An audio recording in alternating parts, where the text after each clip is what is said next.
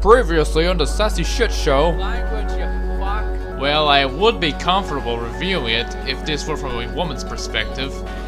Oh look, how convenient. Ah, fucking gun didn't turn me into a woman. At least it didn't kill me. What is this thing anyway? Who the fuck are you? Who the fuck are you? My name is Enos, but you can call me Sassy Patty. Sassy Patty? But I am Sassy Patty, the original, the one and only, can't be replaced. If you really are Sassy Patty, I expected you to have a rebel medic costume. Well, I expected you to have something other than that overly dressed costume. Oh, excuse me for using this costume. It's not like it's summer or anything. It is. Oh. What's that on your left hand? Holy shit. I actually remember that game. You actually own this from years ago? Yeah, it was my Christmas present from 2005. My dad gave me that alongside Cell Damage. Speaking of which, since this is August, let's dedicate the month to Girly Games. Did you just say Girly Games? I was thinking of something different like license games and such. Look, nearly every girl game is a licensed product, so we're even.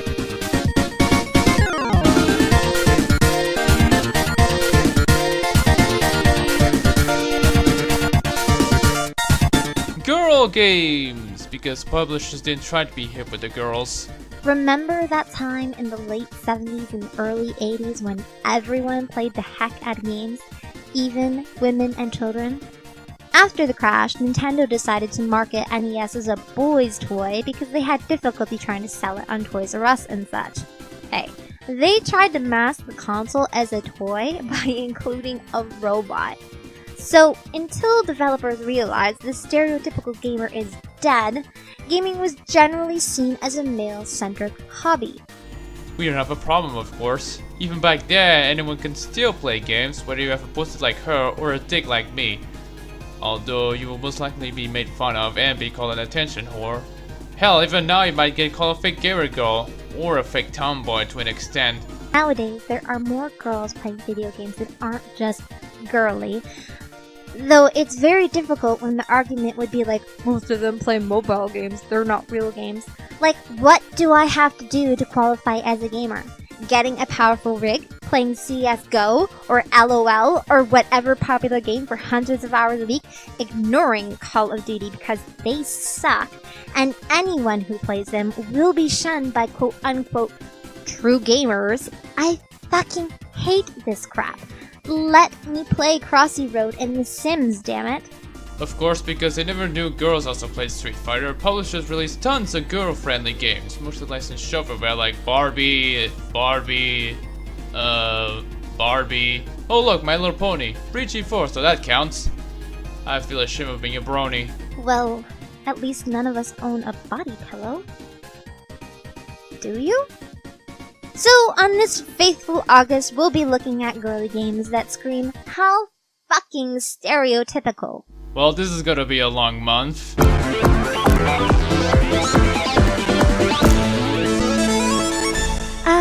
The Olsen twins.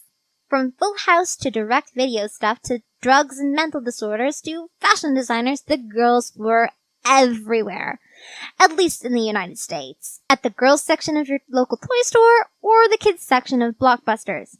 Remember the 80s! They were eventually dropped off the radar and became a joke in of itself. The only thing the whole world is secretly conspiring to do is convince everyone that there are two Olsen twins. There is no way it is just one girl moving very quickly backwards and forwards.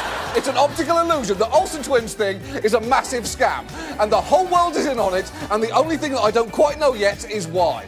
At least their other sister is doing well, playing Scarlet Witch. I'm guessing that you have never had an experience from them, did you? I think you worded that sentence wrong. Nevertheless, the twins were well known and appeared in not only straight-to-video flicks, TV shows, and the occasional paparazzi and gossip magazines, but also on video games. Tons of them, like the game we're looking at today. Mere Kate and Ashley's Crush Course was made in 2001 by N-Space and published by Dual Star Interactive and Acclaim. I remember them. They published the Puzzle Bubble games for overseas markets. Wonder what happened to them. Oh yeah, legal troubles, controversy stirring, and stupid contest ideas. BMX Triple X. Wish I could get my hands on that, but at the same time I would be embarrassed to own it. What's up with the cover of the game? She doesn't know I'm alive? What? Did you think you're a zombie? Well, the filter makes it look like you're undead.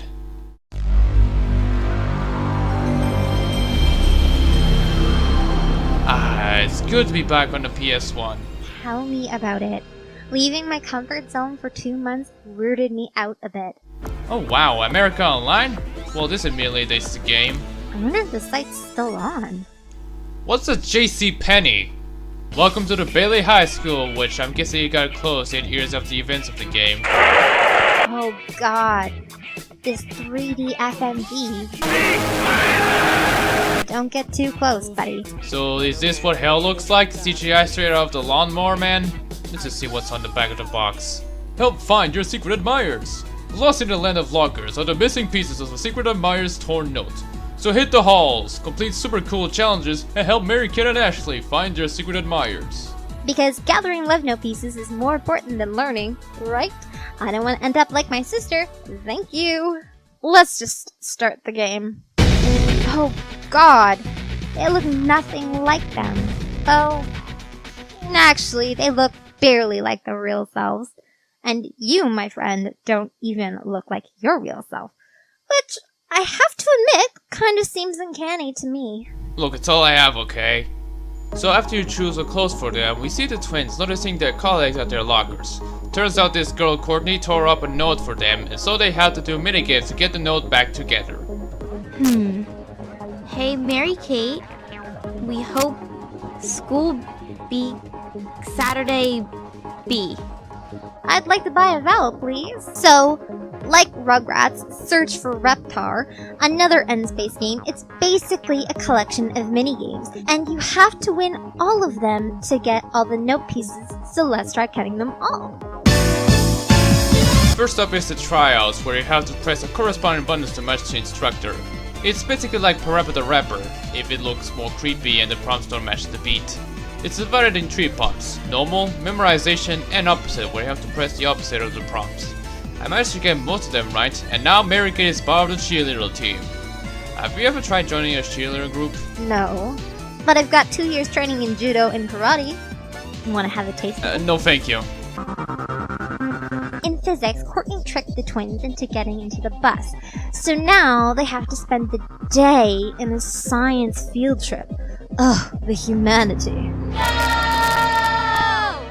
Did you know that according to Einstein's E=mc² theory, it's actually possible to travel through time? I think you only got a knowledge of Albert Einstein from the Red Alert games. British accents are good, but they won't make you smarter. Imagine my shock when I heard this bullshit fact. I am smarter than you twats. Culture Marxism is ruining our lives. It's basically mini-golf from Rugrats. You aim your shot, press X twice, and hope the ball goes in the hole. And like real mini-golf, there's gotta be crap like conveyor belts, lightning walls, pinball bouncers, and particle accelerators, which only makes the holes easier. The problem I have with this is the golf ball physics is a bit off. Like, when it's a wall, it slows down more than real life? I don't know. We've never played mini-golf in our lives. Correct us if we're wrong, but give me marble madness over this shit.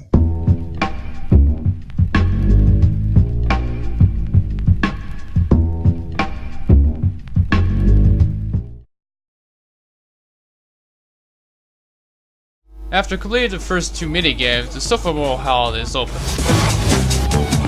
Journalism is where you have to take specific pictures around the school in 3 levels. You have to do it quickly before the slow timer runs out. Don't worry, there are obstacles around the map. I don't know how am I getting my pictures wrong. Sometimes it says it's not well centered, sometimes it's too high. Like, do I care if it looks awful by your standards? It looks alright for the yearbook, damn it. Oh my god, the camera. The camera is just shit. It takes a long time to get behind you, and at some points it doesn't bother rotating by itself. You can center the camera with L1, but unless you have a turbo button, I doubt that anyone will keep tapping it to make the camera follow, and the movements suck. Tell me about it. Paired with a bad camera, the controls feel fidgety, if that's the right word. When you use the analog stick, it mostly works, but there's a chance that it could fuck up like it doesn't know where it wants to go. In the mini golf game, it doesn't matter how much you tilt the stick if you want to walk, you have to hold the square button. But then again, why would you want to walk? Marine biology is where you have to put the animals back in the water and put the garbage in the appropriate trash cans. This is just boring. First off, there are animals like turtles and fish that take 2 or 3 boxes, and if you have multiple types of animals, you have to drop them in one by one. Second, the time limit. The developers were either very generous or didn't think it could take 2 minutes to complete the 4th level of this.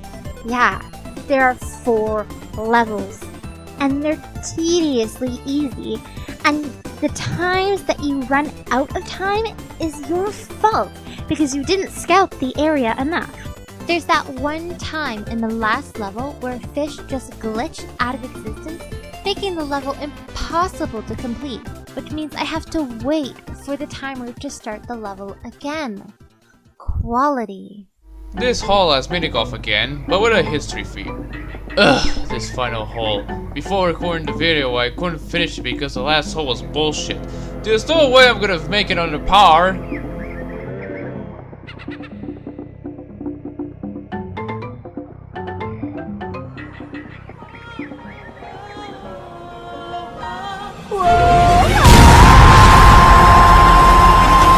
The sophomore hall is actually the longest part of the game, considering that there were those tedious games like marine biology and journalism. The rest can be completed in less than 40 minutes each if you're good enough. Arcade is divided into 3 parts.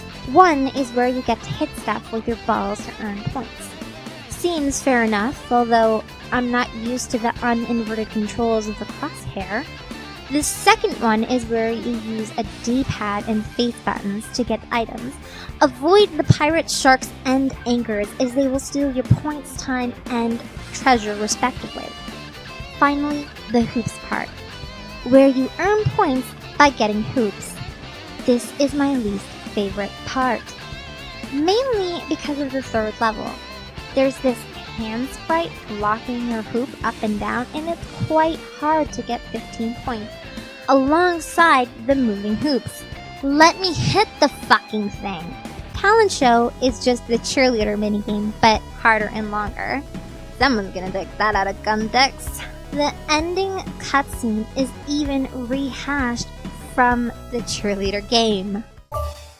Okay, girls, great job. Let me get the scores together and I'll be over there in a sec. Not bad, Mary Ashley, Kate, but I still think the dance squad is mine. We'll see. Here comes Nikki. Well, girls, you both worked real hard, but unfortunately we can only take one of you. And the one we selected is Mary Kate. Congratulations! Ashley, congratulations! I won! I can't believe it! I won! And then... journalism again? She just happens to have a yearbook photo assignment that needs to be completed ASAP too.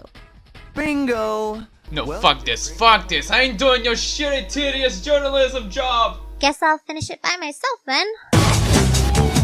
Journalism is where you have to take specific pictures around the school in 3. We already talked about it! After finishing all the minigames, we finally see the full note. Hey Mary Kate and Ashley, we hope we haven't waited too long to ask, but would you two like to hang out with us at the beach this weekend? Let us know. Hope it's yes. See you both at the school beach party on Saturday. Bruce and Chad! Fucking Chad? Really? Why does it always have to be Chad of all people? Hey, they're actually hot nerds. Yeah, but they look ugly as fuck with those PS1 graphics. Other than that, that's kinda surprising. I thought they were going with some jockeys. Well, at least in my playthrough. You can try again to get another crush, so I'm guessing if you don't like them hot geeks for whatever reason, you can just restart the whole madness that is Crush Course. But wait, whatever happened to Courtney? Oh, you got paired with the extremely nerdy stereotype. So funny. And that's it really. This is just a collection of minigames. Some are good, others are tedious. Our favorite minigame has to be the seashell part of the arcade game. It tests your reaction and awareness really well, and it's pretty challenging. And also the farting noises when you get the wrong item. But wait, the Back of the Park City has 30 levels. So the game has 8 minigames, 3 repeating ones, so that makes it 5. The minigolf one has 10 parts. The dancing ones are divided in 6 parts, so that makes it 16. Marine biology has 4, so 20. Journalism has 6 levels total, so that makes it 26. And the arcade one is composed of 3 games, so that makes 29 levels. The game lied to me. Wait, let me recount the arcade game. It has 3 games, 3 levels each, so it's 26 plus 9 equals 35 levels of cool activities. Seems like they're not lying this time. We've actually completed the game this time, although we had difficulties with the hoop spot that we had to use save states. The game can be finished in around 2 hours if you're great enough. I mean, what would you rather do? Play this or watch the Emoji Movie? Let's talk about the graphics. They look like ass. I know this is a PS1 game, but why do the character models look like shit? The only ones that are decent looking are the girls. Well, except for this one. That's kind of racist. Oh wait, this one looks bad as well. Holy shit, look at her face. The teacher doesn't have a nose. Scratch that. The only decent ones in the game are the twins, Courtney and whoever this girl is. Did the developers stop giving a shit? That kid probably glued his football to his hand, so I guess it's a yes. But I can let that slide. It's better than the FMV intro. I also give points for their fine, square, yet shaded butts. You a lesbian? Bisexual, in fact. Let me guess, you did a video emotionally manipulating your audience that you're bi. No, actually, it's different than that. I'm a bisexual. You dyed your hair before? Yeah, it was temporary, but I would like to do it again. Man, you look cute with that hair. Why, thank you. The cutscene animations look fine though, with text changes as lip syncing. It feels pro motion capture, or capture motion as Erod says. It's amazing how every cutscene besides the FFV etcher were animated in engine, considering how most games use FFVs for most of the cutscenes. I mean, yeah, this was made in 2001, Mega Man Legends had the same idea and actually had expressions, whereas here it's just dead eyes and this freeze frame shot of the credits has the twins actually blinking. Oops. It may not be Metal Gear Solid levels of cutscene, but at least the lips are moving.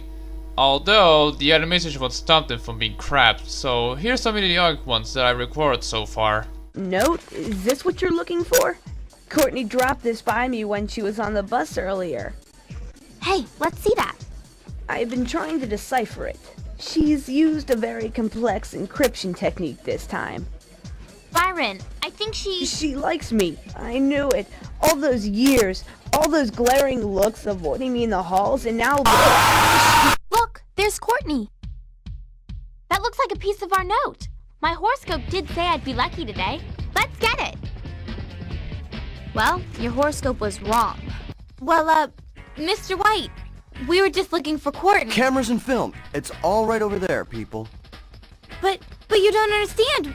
We can't. I know you can't get all the shots at once, Ashley. But, you know, we're on a tight deadline, so just shoot the pictures for each photo assignment and get them back to me before the bell rings. Hey, Mary Kate, don't look now, but there's Courtney. Oops, I looked. The audio is fine as well, though for some reason the music pauses whenever someone's about to talk. So that's probably it. Crash Course is a marginally decent game if you get past the ugliness of the physics, but trust me, there are way better games than this.